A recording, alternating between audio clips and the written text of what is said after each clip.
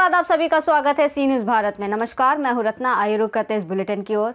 वक्त हो गया मध्य प्रदेश और छत्तीसगढ़ बुलेटिन का, जहां बात होगी गरियाबंद की, जहां संयुक्त जिला कार्यालय के अधिकारियों और कर्मचारी के खिलाफ कलेक्टर ने सख्ती दिखाई है। साथ ही बात होगी शाहनगर की, जहां बस और मोटरसाइकिल की आमने सामने की जोरदार भिड़ंत हो गई। ऐसी तमाम खबरों पर विस्तार से चर्चा करेंगे इस बुलेटिन में। गरियाबंद कलेक्टर की सख्ती। सुबह 10 बजे के बाद संयुक्त जिला कार्यालय का गेट बंद करवा दिया गया। देर से पहुंचे अफसर बाहर, कई अधिकारी और कर्मचारी गेट के बाहर ही खड़े रह गए। पहले भी दी गई थी चेतावनी। कलेक्टर भगवान दास उइके ने पहले भी नोटिस और समझाइश दी थी। जनता ने किया स्वागत। नागरिकों ने कहा अब कामकाज समय पर होगा, इंतजार नहीं करना पड़ेगा, भविष्य में होगी कार्यवाही। कलेक्टर ने संकेत दिए हैं, आगे और सख्त कदम उठाए जा सकते हैं। इसमें कई कर्मचारी समय पे नहीं आने की जानकारी मिल रही थी, तो इसमें मैं स्वयं खड़े होकर कि कितने कर्मचारी आ रहे नहीं आ रहे हैं, उनके बारे में आज प्रथम चेतावनी दी गई है। यदि इसी तरह का लगातार रहेगा तो उनके खिलाफ सख्ती से कार्रवाई। खैर, मैं तो उसमें गिनती नहीं किया, लेकिन मेरे कर्मचारी बाद में अटेंडेंस ले रहे हैं, शाम को पता चला। सर, नोटिस भी कुछ आपने जारी किया था, तो बाहर से आना जाना करना, आप लगातार प्रयास कर रहे हैं कि टाइम से पहुंचे, लेकिन उसके बाद भी क्यों? कोशिश तो कर रहे हैं, कोशिश करना जारी रहेगा। गरियाबंद से सी न्यूज संवाददाता मनोज गोस्वामी की रिपोर्ट। इंदौर भारत के सबसे बड़े क्रिप्टो प्लेटफॉर्म कॉइन स्विच ने हाई के लिए इंदौर के क्रिप्टो निवेशकों के पैटर्न पर नए इनसाइट्स जारी किए हैं। प्लेटफॉर्म पर सूचीबद्ध 350 से ज्यादा कॉइनों की गतिविधियों के गहन विश्लेषण के आधार पर डेटा से पता चलता है इंदौर के नागरिक क्रिप्टो के साथ किस तरह से जुड़ रहे हैं। ये निष्कर्ष शहर की तेजी से विकसित होती क्रिप्टो की रुचि की स्पष्ट तस्वीर पेश करते हैं, जो निवेशकों की बढ़ती परिपक्वता और विविधता को दर्शाता है। लार्जेस्ट क्रिप्टो एक्सचेंज है। जैसे crypto as a new asset class इजाद हुआ है, आई थिंक ऑलमोस्ट 15-16 साल पहले, जहाँ पे ब्लॉकचेन के थ्रू लोग डिफरेंट कंपनीज बनाते हैं और कॉइनस्विच अनेबल करता है यूजर्स को इन क्रिप्टोज में इन्वेस्ट करने के लिए। तो CoinSwitch is an investment platform for cryptos. Lemon on the other hand is a stock broking platform, जहाँ पे आप स्टॉक्स में, म्यूचुअल फंड में, आईपीओज में, एफएनओ में ट्रेड कर सकते हैं, इन्वेस्ट कर सकते हैं, जो कि सेबी रेगुलेटेड है।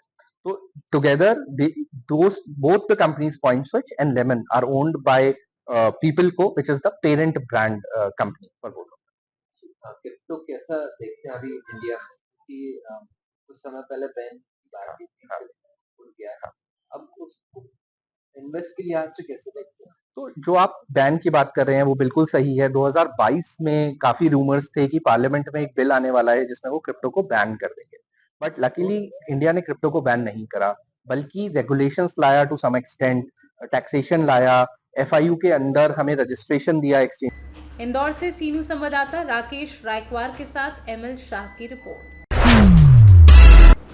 हत्या एवं SC/ST एक्ट में आरोपी बने युवक शिवानंद पांडे एवं शिवा यादव उर्फ मोहित को विशेष न्यायालय ने पाया बेगुनाह। हत्या एवं SC/ST एक्ट के मामले में आरोपी बने युवकों को विशेष न्यायालय ने सबूत और गवाहों को सुनने के पश्चात दोष मुक्त करार दिया है।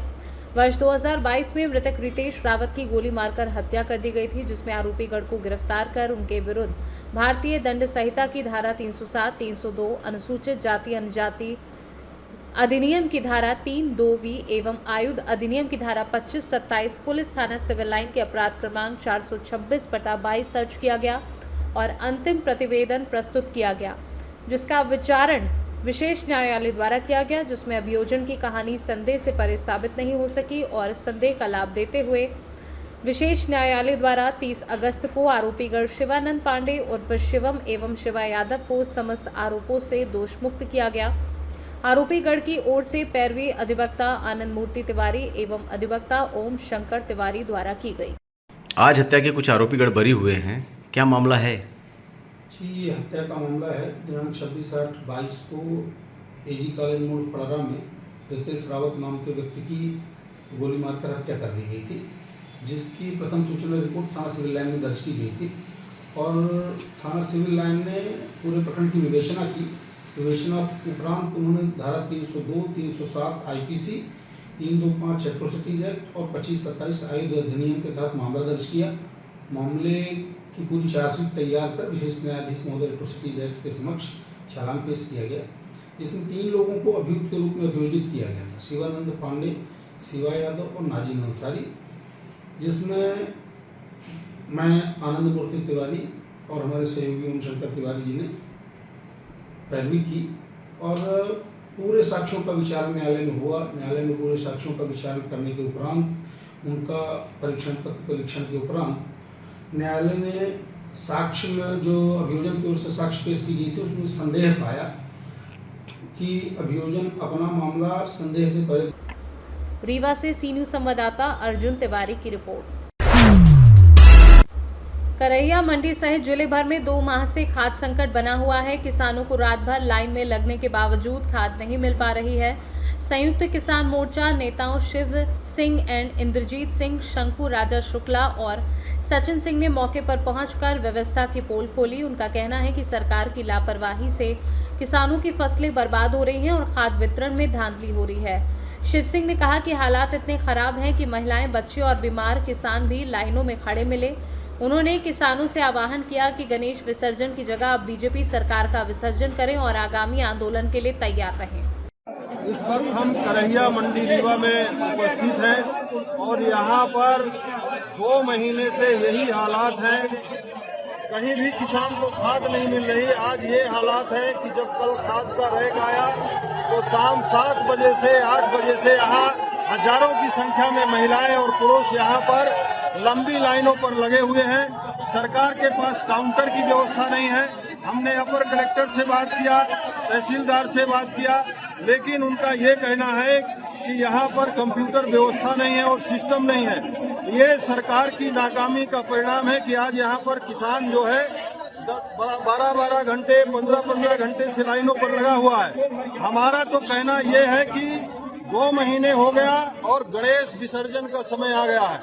हमारा कहना है किसान मजदूर भाइयों से कि सरकार का विसर्जन करने का काम करें, तभी ये व्यवस्था सुनिश्चित। रीवा से सी न्यूज़ संवाददाता अर्जुन तिवारी की रिपोर्ट। शाहनगर पन्ना कटनी रोड पर स्टेट बैंक के सामने आज सोमवार दोपहर करीब 3 बजे बड़ा हादसा हो गया। कटनी से पन्ना वाया शाहनगर जा रही कोहली बस और मोटरसाइकिल की टक्कर हो गई। हादसे में बाइक सवार 2 लोग गंभीर रूप से घायल हो गए हैं। दोनों घायलों को तत्काल सीएचसी शाहनगर लाया गया, जहां प्राथमिक उपचार के बाद गंभीर स्थिति को देखते हुए उन्हें जिला चिकित्सालय कटनी रेफर किया गया है। घटना कैसी हुई और कौन लोग थे, किससे हुई है? बस आ रही थी कटनी साइड से पन्ना जा रही थी। हाँ। और ये लोग अपने घर जा रहे थे शिवनगर। रास्ते में इनका बस ने टक्कर मारी जिससे इनका एक्सीडेंट हुआ है। अच्छा। हाँ। तो ये लोग कितने लोग थे? ये 2 लोग थे। बाइक से थे क्या? हाँ, बाइक से थे। पुजारी पाठक और पंकज शर्मा। तो शराब के नशे में थे क्या? नहीं, कोई शराब के नशे में नहीं थी। अच्छा, क्या नाम इन दोनों का? पंकज शर्मा और पुजारी पाठक। ये कहाँ के हैं दोनों? एक निवासी शिवनगर साईनगर, एक धर्मपुरा साईनगर। क्या स्थिति है इनकी अभी? दोनों की एक के पैर फ्रैक्चर है और एक के कान से ब्लड आ रहा है, सर फटा हुआ है। रेफर करने कटनी के रेफर के लिए कागज बन गए, कटनी लेके जा रहे हैं। क्या नाम है आपका? सचिन। शाहनगर से सी न्यूज़ संवाददाता रामशरण सिंह की रिपोर्ट। फिलहाल इस बुलेटिन में बस इतना ही। देश और दुनिया की तमाम बड़ी खबरों के लिए आप देखते रहिए सी न्यूज़ भारत।